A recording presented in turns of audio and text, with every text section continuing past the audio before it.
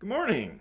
Today we are launching into the story. We're going to be looking for the next several months at the overarching narrative that's found in Scripture from page 1 of the Bible in Genesis. What God was doing when He created this universe. Later on, why Jesus came into the world. What God intends for us today. And what's ahead in the future. What God's future plans are for His creation. Not just adults are going to be going through this series, but families have been reading the story together at home. The kids are diving into this as well. So with that in mind, we're going to read today just a small excerpt from the kids' version of the story for children. So we're going to read a little bit of from the beginning, from the Genesis 1 through 3 narrative. Let's do that now. Let's kick this off.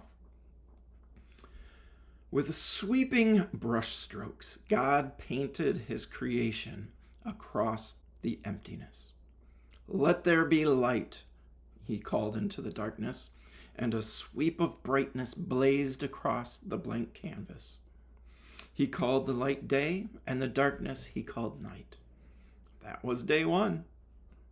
On day 2, God called into the light, "Let there be space between the water above and the water below." And He called this big blue area sky. "Let the water gather in one place, so land will appear," God commanded on day 3, and it was so. Then God said, "Let the land produce plants and trees bearing fruit." And the sweet smell of lilacs and apple blossoms filled the air.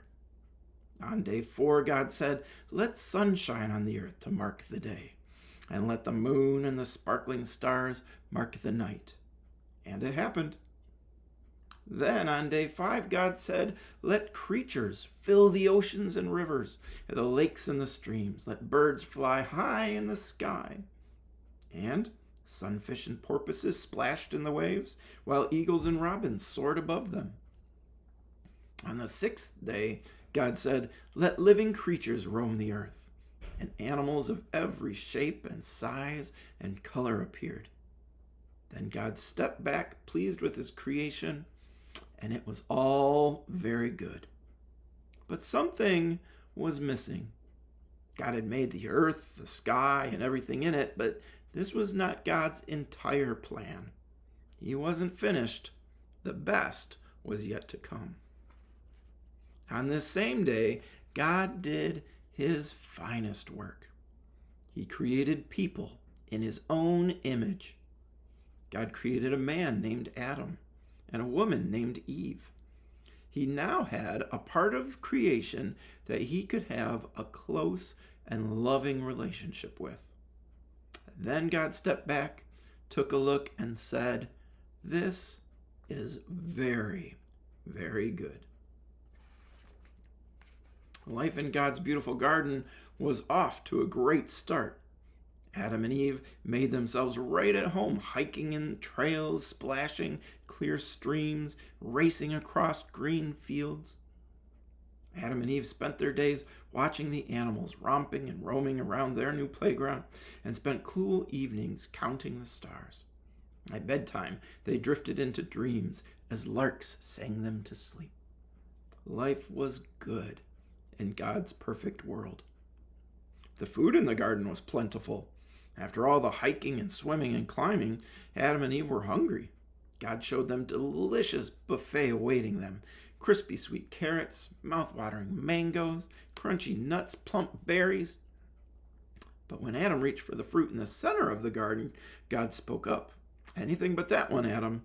That fruit from the tree of the knowledge of good and evil is not for you to eat." So Adam and Eve obeyed for a while. But then one day, a sneaky snake enticed Eve to try the forbidden fruit. "Try this. It's the best in the garden. One little bite won't hurt."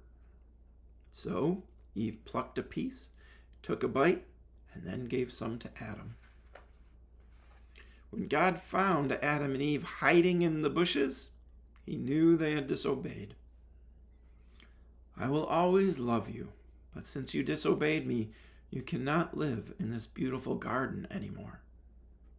Adam and Eve were so sorry that they could no longer be with God in his garden. They left with heavy hearts. But they were thankful that they had not lost the most important thing of all, their Heavenly Father's love. I love the Lord of the Rings movies. There's 3 of them and I own them. Not only do I have them, I have the extended DVD edition, which makes these long movies even longer. A total of 682 minutes of Middle-earth, action and adventure. It all begins with a 6-minute introduction in the first movie, The Fellowship of the Ring. And this 6-minute introduction really explains the supernatural origin of the ring, the source of its power, its ability to control all of Middle-earth. It gives a quick history of those who have possessed it and how it fell into the hands of the most unlikely of all characters in a faraway land. Now, by watching those first 6 minutes, the next 676 minutes makes sense because you follow along with all the plot twists and turns, and when new characters are introduced, you know kind of how they fit into the broader story. But let's say you were in the kitchen and you were making popcorn while we put the first DVD in, and you hadn't seen the movie before, and you missed those first 6 minutes, which it's less than 1% of the total playtime. If you miss those first 6 minutes, the rest of the 99% of the story, it would be a little bit hazy. And you would be able to piece things together, I'm sure, but I think you'd miss a lot of the meaning, and you'd have lots of questions of who is this and why did they do that, and why didn't they just do this instead? Now, there's a very similar dynamic we have when we get to the Bible. And if you really want to understand the Bible, what you need to do is understand the first few pages. When you understand the first few pages and what happens in it, the rest of the biblical story makes sense.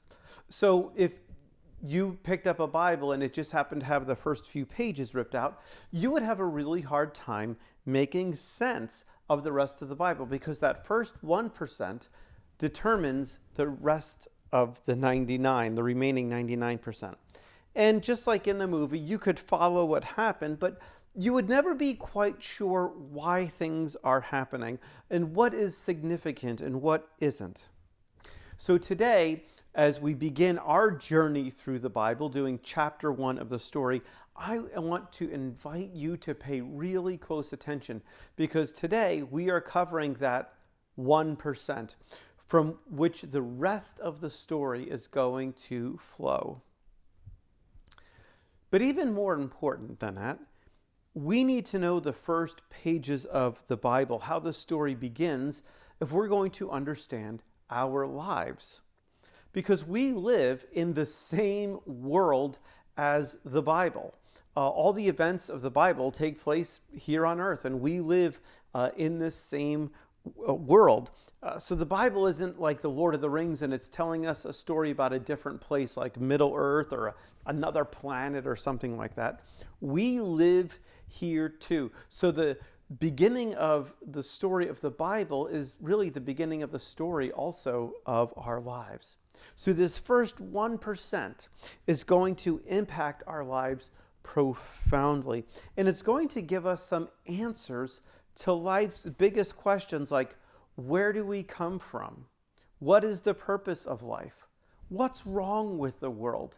Is there any hope? Now today, we're going to use these questions as guides for us as we study chapter 1 of the story, the beginning of life as we know it. So let's hit that first question. Where did we come from? Probably the most basic and foundational question of all. Where did we come from?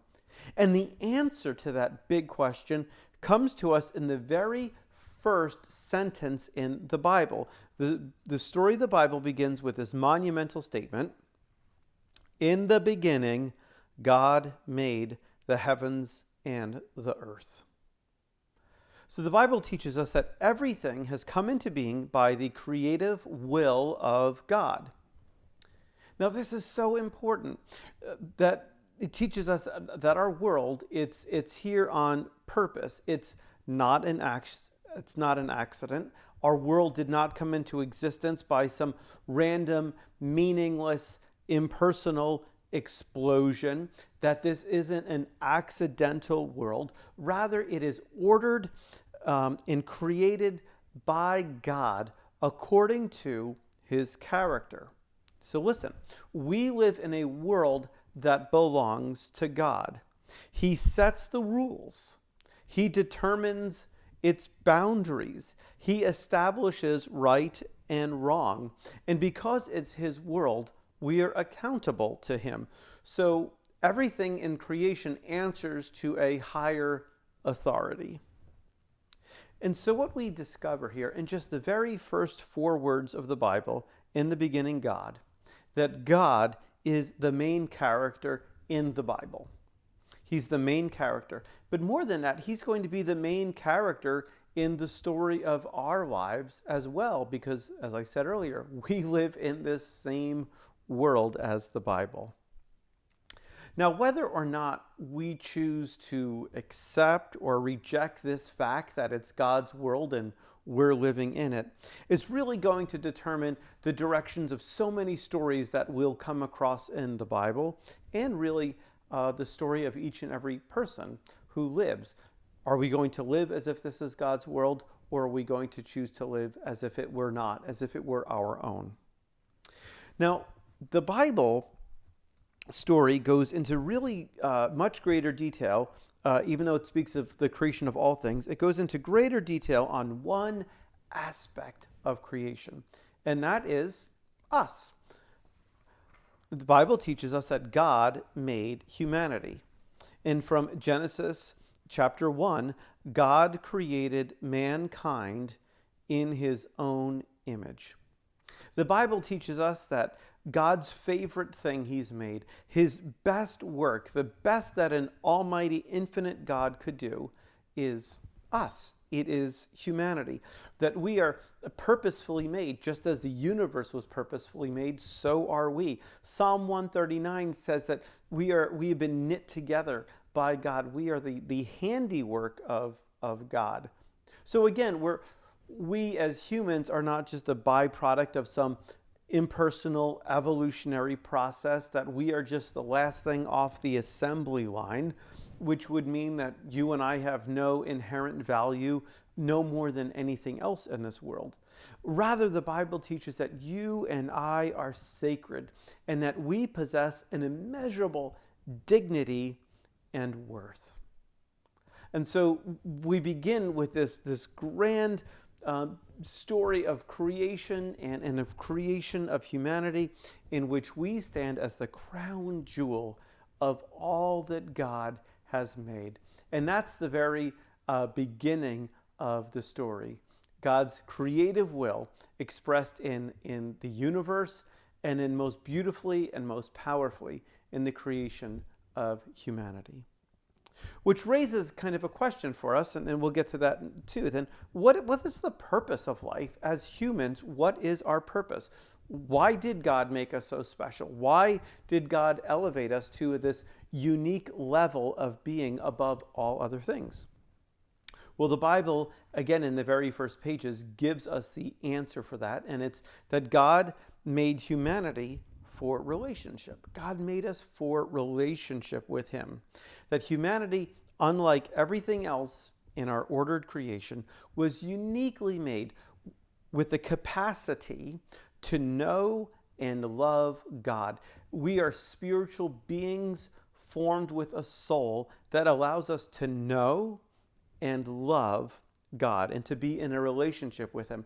A place where this is so just beautifully expressed is in the Heidelberg Catechism, number 6, the question and answer number 6. It states this: God created them good and in his own image, that is, in true righteousness and holiness, so that they might truly know God, their Creator, love him with all their heart, and live with him in eternal happiness for his praise and glory. What a beautiful statement. And as we think of God's relationship with humanity, it's so much paralleled with the relationship we as parents have with our children.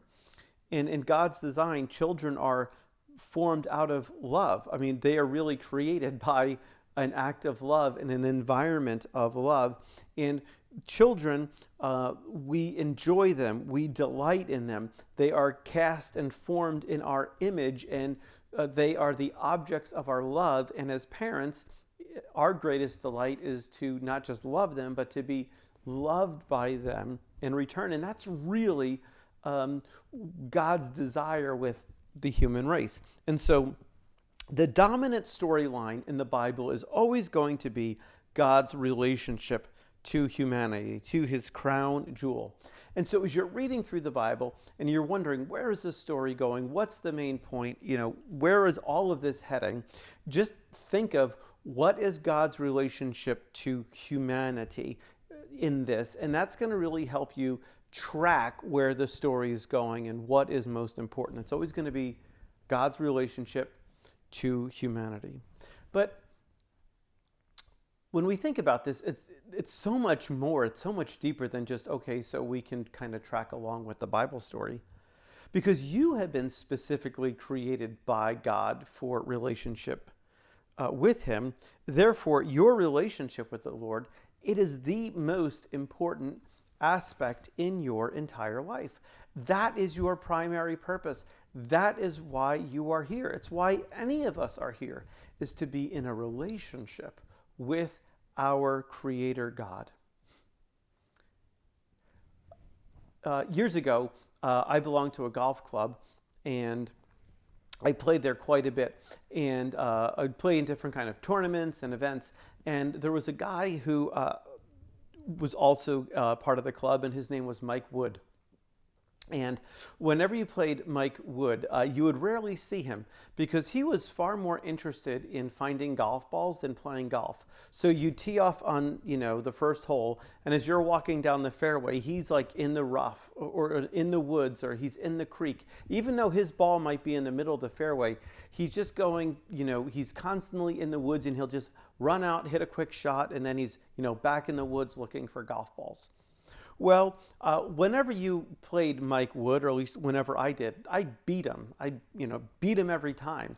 And it wasn't hard to do because he was so incredibly distracted by finding golf balls that he really didn't care at all about his golf game. And so, we'd be coming up the 18th hole, and he'd be bragging that he found, 43 golf balls that day. It's like, who cares? You shot 120 and, I beat you by 45 strokes. It's something ridiculous like that. And I share that story because I think he's just a great example of what happens when you lose your sense of purpose. He was there, really to play golf and to be in a competitive match, but he'd forgotten all about that because he was so preoccupied with finding golf balls. Now, it's one thing to do that on a round of golf and to lose a match, but what about when that's your whole life? What about that's your whole life? Like you're in the woods searching, for things that are not even like what it's all about. You're in the woods and you're searching for money or fame or, pleasure or success in sports or in school or whatever it is. But you've forgotten what you're really here for. In the New Testament, the Apostle Paul gives us just a really powerful verse on this. It's really kind of like his testimony where Paul has been living his life in the woods. And then he finally discovers, it's for relationship with God. And this is what he writes in Philippians 3. He says, I consider everything a loss compared to the surpassing greatness of knowing Christ Jesus, my Lord, for whose sake I have lost all things. I consider them rubbish, that I may gain Christ and be found in him. So do you see in your life, everything else outside of Christ, it's misdirection, it's distraction. That's not to say they don't have value and we shouldn't be concerned with them, but it's searching in the woods. There's nothing wrong with finding a few golf balls along the way, but that's not the purpose. And all these other things, it's not your purpose in life as well. It's all searching in the woods for the wrong things. Now that leads us to our third question that we discover in the very beginning pages of our text in the Bible. And that is, what's wrong with the world? What's wrong with the world? Because deep down, you and I know that something about the world isn't right. Something is broken. That there's these cosmic scales of justice that are not in balance. Like, they're just not. And we know also that there's something wrong with us, right? Something is off. And I love the way C.S. Lewis says, he goes, we're bent, that we were made this way, but now we're bent, we're crooked on the inside. And we know that because you and I, we're constantly trying to fix things about ourselves and we're always trying to change it, but we can't. We always more often than not, we fail at doing that, of changing ourselves and correcting ourselves. And so it kind of brings up the question, where did all this start? Why are we more often than not in the woods? Well, it all started in the beginning in the Bible in a beautiful garden where God had placed the first two people, Adam and Eve. And he'd given Adam and Eve a choice. Everything was theirs to enjoy. They could have the run of the place except for one thing. There was a fruit of a certain forbidden tree, and God said you can have anything but that one. Anything but that one. And should they choose to eat from it, there would be grave consequences. Listen to this text. God says to them, you must not eat from the tree of the knowledge of good and evil, for when you eat from it, you will certainly die.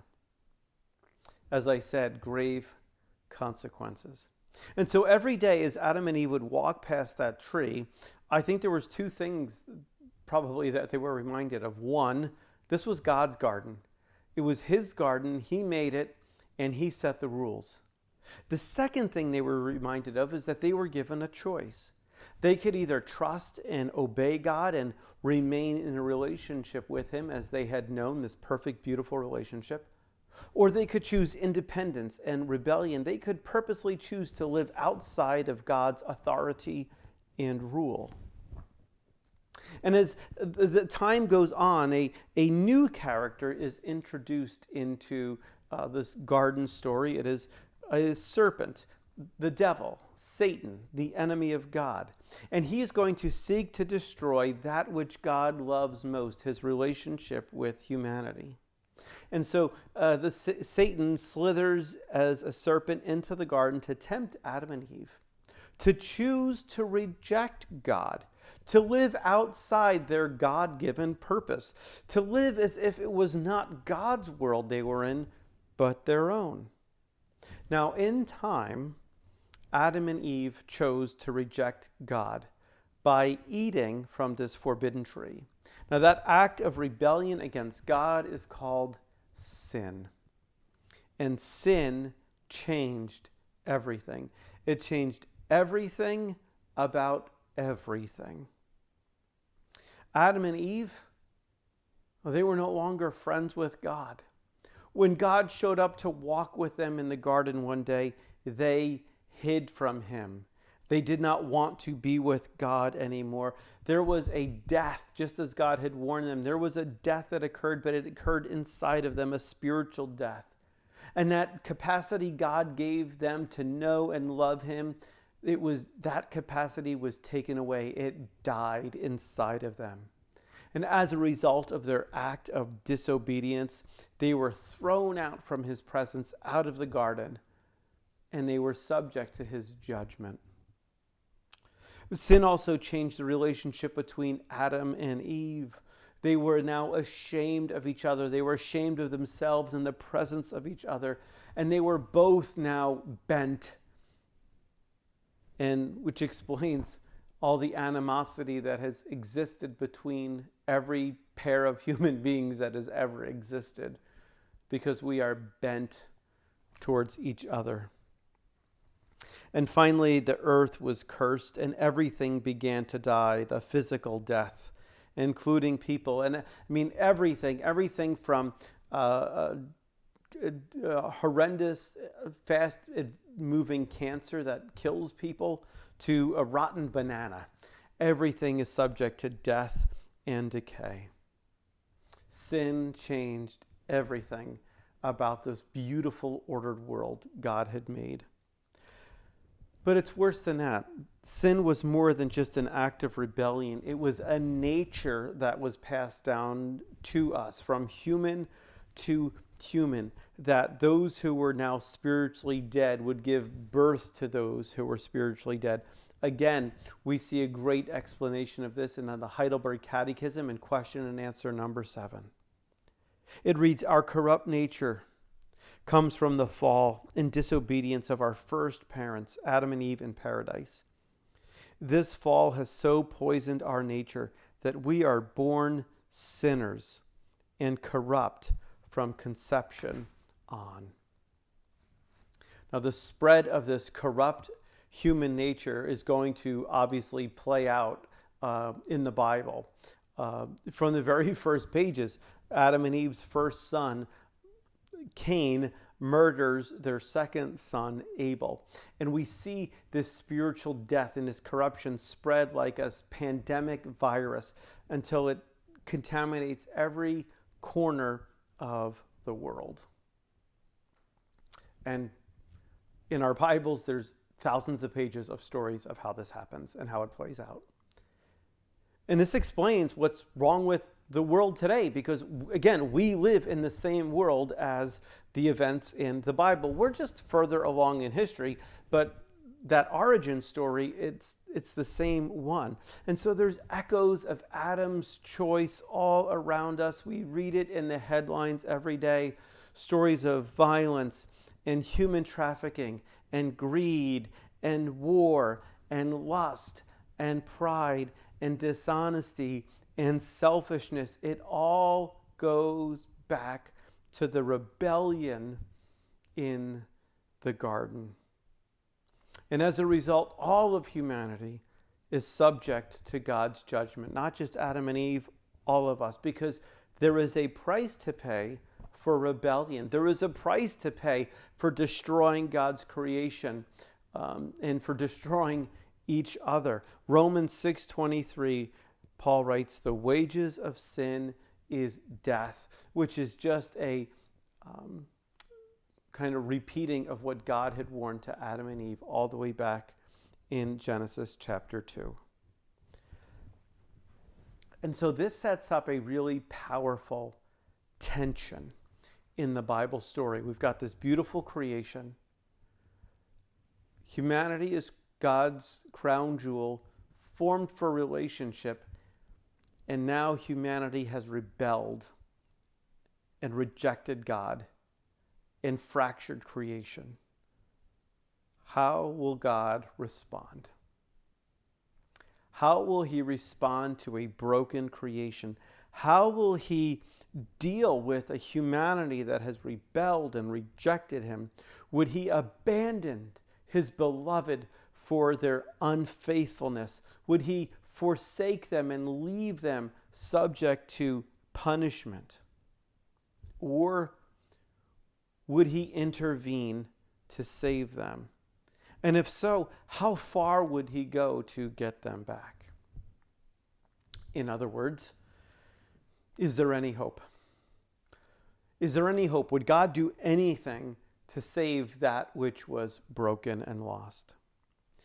Well, the answer is yes. There is hope, and it's given to us immediately in the story in the form of a promise.